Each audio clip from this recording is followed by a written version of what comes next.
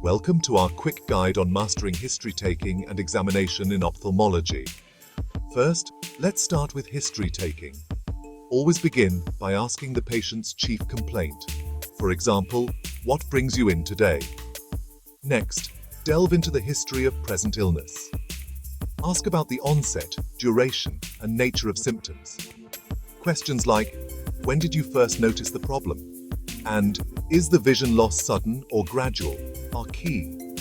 Don't forget to cover past ocular history, including previous surgeries, medications, and family history of eye diseases. This provides critical context for your diagnosis. Now, onto the examination. Start with visual acuity using a Snellen chart. Remember to test each eye separately. Follow this with a slit lamp examination to assess the anterior segment of the eye, checking for any abnormalities. Finally, perform a fundoscopic exam to examine the retina and optic nerve head. Look for signs of diseases like glaucoma or diabetic retinopathy. Remember, thorough history taking and examination are the cornerstones of effective ophthalmic care. Thanks for watching, and don't forget to subscribe for more quick medical tips.